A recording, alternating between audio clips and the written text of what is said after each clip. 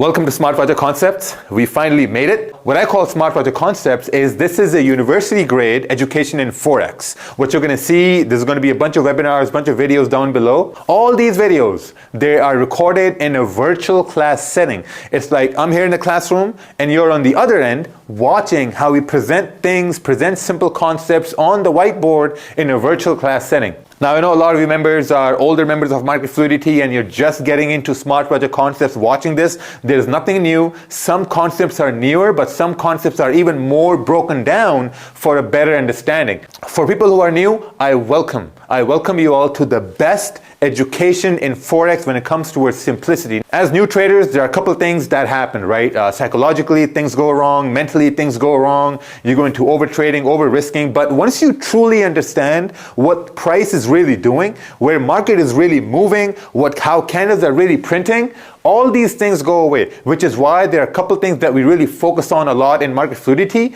and now coming into Smart Project Concepts. All these things, they go hand in hand, and technically, if you really truly understand how price is moving, why is it moving, when there's volume, when there's not volume, psychologically, your whole perception about trading gets better. So, take it slow. There's a lot of information. There's a lot of knowledge in this section and the Market Fluidity section. So what I'm going to say is if you are new, if you've maybe been in the Forex market for about a month or 2 months, I would highly recommend following these concepts slowly and gradually, building a trading plan, refining your trading plan, and you're going to see a light at the end. This has happened to a lot of people. This is still happening to a lot of people, and a lot of new people are going to see that light, are going to see that light of profitability. That's what I call it, right? It's going to happen. So if you think it's not happening for you now, you just got to dial down on your risk, on your trading plan, on the time that you're going to trade, how you're going to focus and all that stuff. So it's game time. Good luck and take care. Okay, this is a very special section. This is also one of the most complicated. It's not complicated in terms of technical analysis, but it's more complicated when you're trying to manage your own emotions and your own psychology when it comes towards really executing these ideas. Now, this is called how to give your trades a second chance. So whenever we're talking about how to give our trade a second chance, the main concept here is that you have to keep your bias the same, right? The first step is to always keep your bias the same. Now a lot of times what traders would like to do is they would say that, okay, I'm going to take a buy at this position, and they take a buy and price does this, weird liquidity grab, or it retraces more than you anticipated for it to retrace, and it hits your stop. Once it hits your stop, you're like, okay, you know what? I had a buy at this point. It hit my stop loss. I'm going to try to look for a sell. And once you try to look for a sell and you're selling, let's say your bias was correct, let's say your trend identification was correct, which was a buy. Now when you try to look for a sell, the trend continues and it continues up and hits your stop loss, and now you're lost 2 trades, right? And then maybe you try to take a buy after that and you get a small win, whatever, right? So now you have 2 losses. You took a buy, that didn't work out, and then you took a sell, that didn't work out, and then price eventually went exactly where you thought price was going to go. That has happened to a lot of people, and that used to happen to me as well. Now psychologically, that's very, very damaging. You lose confidence, it hurts your ego, or sometimes, you're in a buy position and price retraces, hits your stop loss, and then it goes exactly where you thought it's going to go. That's very, very normal. That happens all the time. Sometimes you can say, oh, well, even maybe I would have had my stop loss a little bit wider, or maybe like a lot of these things go into your mind. So the best thing to do at this point is to just step back and logically look at price, that okay, if price did went into my favor, it went exactly where I thought it's going to go, how could I have executed on that, right? Like, what could I have done differently? Okay, maybe I could have looked for a second position, or maybe how could I have given my trade a second chance? And whenever you're looking at price in a way where you could have given your trade a second chance, there's always going to be a technical aspect to that, whether it's going to be a candle giving you a buy confirmation, or it's going to be a candle, giving you an opportunity for an impulse entry, which we've covered in the past. All those things are going to happen, and all those things are going to print exactly how you want them to print. Okay, so whenever you're looking at a trade and you're taking a loss on a trade, always understand this, that if price tends to go in your direction, there's always a way that you can give your trade a second chance, whether it's from a candle confirmation or it's that through an impulse entry. So we're going to go over some scenarios and some examples, and hopefully we can shed some more light on how to give your trades a second chance. So in these examples, we're going to assume that price is in a trend, which it should always be in a trend, and you're trying to trade the trend because trend is your friend, and we're not going to fight the trend. Okay, sometimes you may get opportunities to fight the trend, but just don't fight the trend, right? It's just not profitable. So we're going to go over some examples, and this is only going to be when price is trending. So we're going to take a look at a bullish trend, and if you reverse that, it becomes your bearish trend, and the ideas are normally basically simple. So let's take a look at this right here. For example, let's say we have candles pushing bullish, right? We have a bullish trend, candles are pushing up some more, and candles push up some more at this point. And what's happening now is that now you're getting this sort of like resistance being formed up over here. Let's say you have some sort of a buy being formed. Now, just by looking at this, and trend is up, and I know some of you guys have gone through certain concepts and certain market structures and certain ideas. Do you think this is a great idea to take a sell at this point? Do you think? I don't think so. This is not a great idea to take a sell at this point, because for you to take a sell, so now this is basically all side note, right? For you to take a sell in a bullish trend, you want price to basically come down right here, maybe whatever, and then you want price to create some sort of a support if you want to take a sell. This is side note. This is not related to this section where we're doing whatever. So you want price to create a support. Once we create a support, let's say this is also a 30-minute time frame. Let's say we've created a support. Now, if price breaks the support, this is where you should take a sell. Counter trend trading. We've went over this. This is when you should be taking a sell. Okay. Now, so we're not going to go into more detail on that. We've already went into detail with this, right? So what we're talking about is how to give your trade a second chance. Now, let's say price is continuing to push down. We are pushing down, in an uptrend. We're making a higher low, and this is where we have created a support now, right? We've created a support, and price is pushing up. And let's say, for example, this is a 40 pip range. You have a 40 pip range, and you're saying that, okay, you know what, there's a high probability for price to go up, and you're looking at some sort of confirmation, and this is your confirmation where the candle has closed bullish. Let's make this a little bit smaller, right? Candle has closed bullish.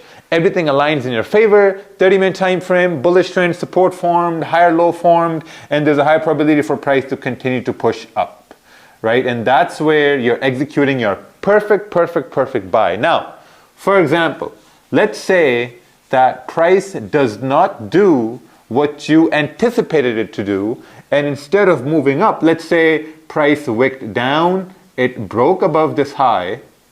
Let me remove this. It broke above this previous high, and then price started to continue pushing down, right? And we formed a bearish candle at this point. What are you going to do at this point, right? We formed a bearish candle. Now, this is only provided that now here's the thing. Whenever you're looking for a buy or a sell, you're keeping the same bias. I cannot stress this enough. You're always keeping the same bias. If you're looking for a sell, you have a selling bias only if price is trending bullish, right? If price is trending bullish and you're only looking for a counter trend sell, you're waiting for the support to break and then you're taking a sell, right? If price is trending let's say bearish, then you're looking for sells or whatever. But if price is trending bullish and you're only looking for buys, you're only looking for buys. Never change your buys for anything. Never. This is the core value of trading right here. Never change your bias. Changing bias is only left for experienced traders who've seen certain things happen over and over again. So never, ever, ever change your bias. This is the pro tip right here. Never change your bias. Now, let's say, for example, you took a buy and you took a loss at this point and candle closed like this, right? Now you're like, oh man, you know what? I expected price to go up. It didn't go up. Like, what should I do now? The best thing to do at this point is to just wait to see if you have another buying opportunity, how to give your trade a second chance. Now, this may for some look like, oh, you know, we can go down, blah, blah, blah. But let's say, for example, if we do go down, we go down, and your bias was bullish, so your buying opportunity never came, so you ended the trade in a loss. Now let's say, for example, you were able to manage risk, so you didn't lose the whole percentage, you lost a portion of that risk, and that's it, right? Loss is a part of the game, you manage your risk, you lost less than what you anticipated to lose, perfect, day closed, awesome, right? Now, for example, instead of moving down, we have a candle that goes bullish. Now, this is very, very, very important. Let's say you have a candle that goes bullish. Now, there are two scenarios, right? There are two scenarios that this happens. Now, if we focus on just this idea right here, don't you think that we have a bullish candle and then we have a bearish candle right here? So we have a resistance form. Now, note this down. If a candle closes bullish, but it's still below this resistance that we formed, this is not a good opportunity to buy because we're still under this resistance. Now, there are different scenarios that we're going to go over, right? So we have to keep making notes, right? If this is a resistance, we're closing below this resistance, this is not a good opportunity to take a buy. The best opportunity to take a buy would be, number one, if this candle closes above this resistance, and now you can give your trade a second chance. Now you can give your buy a second chance, anticipating the next candle to wick down and to continue pushing up, right? Okay, so over here we have some confirmations. The first confirmation is that you have a bullish trend. The second confirmation is that we have formed support. The third confirmation is that the candle is closing above this resistance, which is now giving you enough probability for price to continue moving up. Now, another thing, side note, when are big moves supposed to happen? When can you expect big moves to happen? Can anyone answer that to me? Can anyone? There's no one here, it's only me. And you guys watching.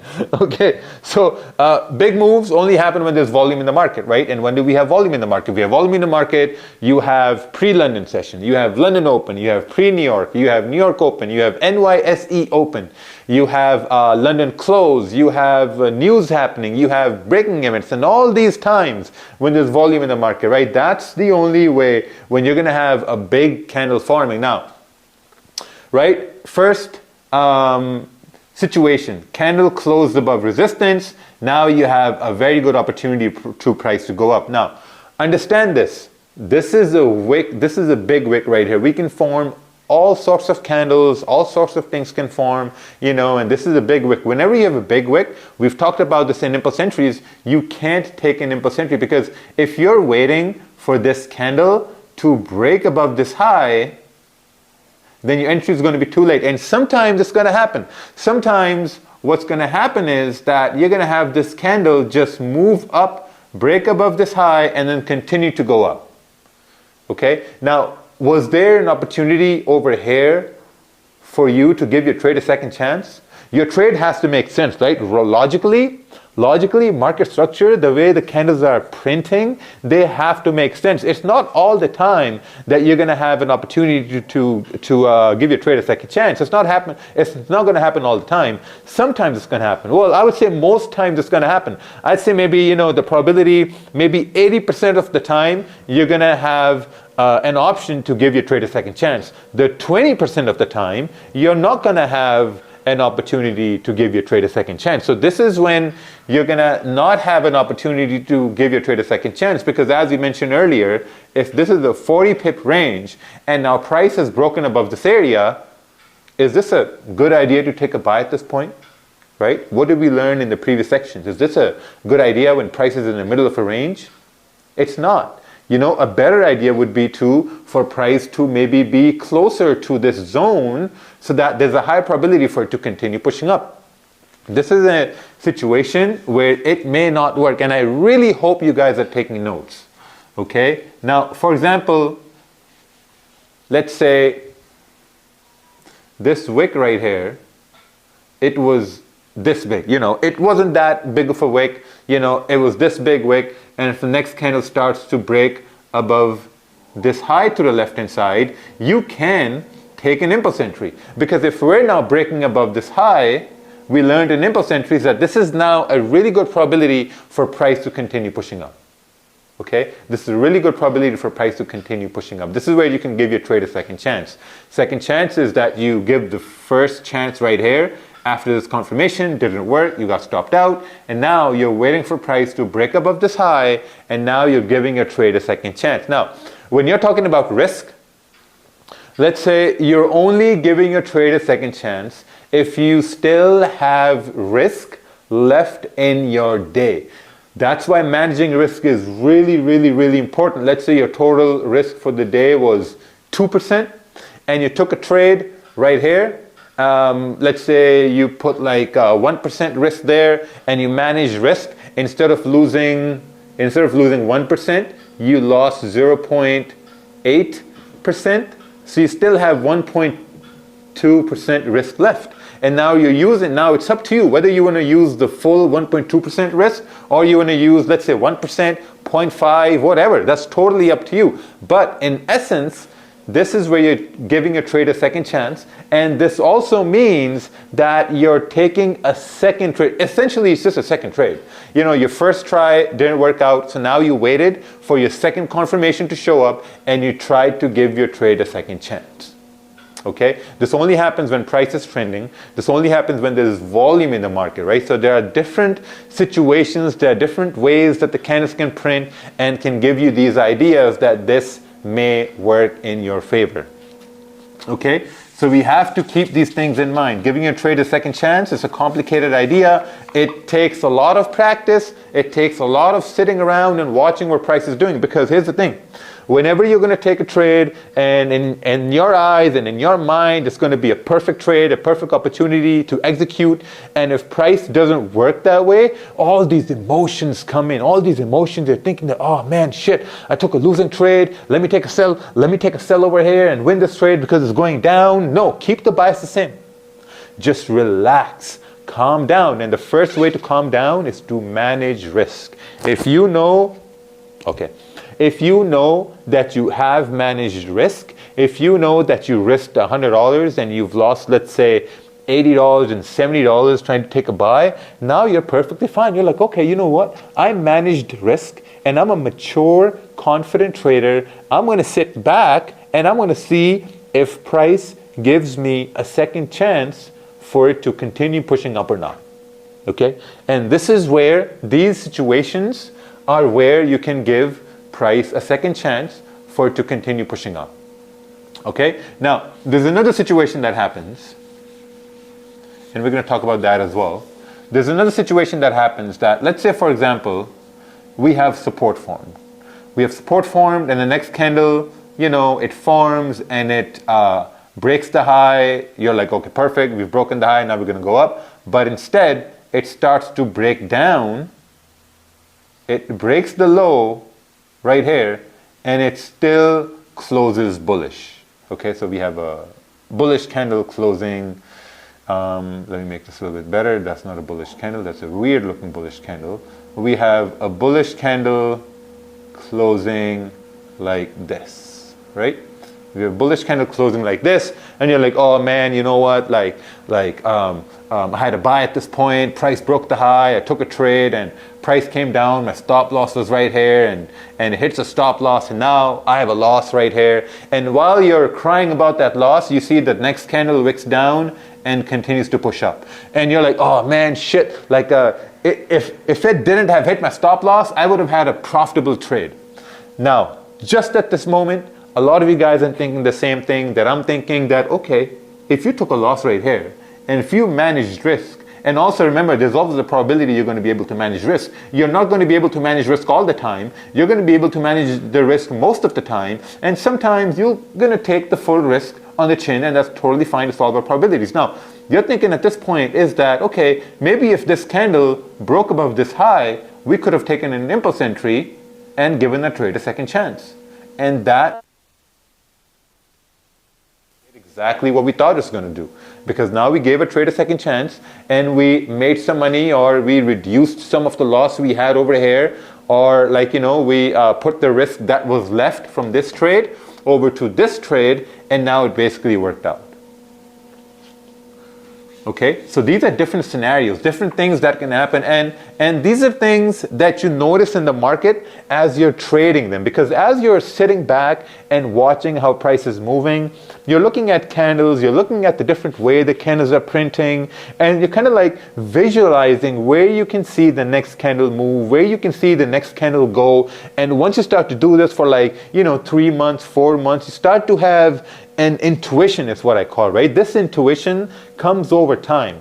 Like after watching all we've done over here, you're not going to be able to do like, you know, or to give your trade a second chance maybe by tomorrow or next week or the week after that. It's going to take you like maybe 1 month or 2 months to just kind of like really absorb the information and keep watching how the candles are printing, and then you're going to be able to successfully give your trade a second chance. But listen, in the beginning, I wouldn't recommend for you to just jump in giving a trade a second chance, right? Take those losses, but manage those losses. And once price does something that we've discussed here, just take like a mental trade. Take like a mental trade and watch it. And don't take that mental trade stressing about, oh, I could have been in this trade. That's totally fine. That's totally fine, because you're still learning, you're still progressing, you're still adding these tools to your trading arsenal for you to be in profits in future, right?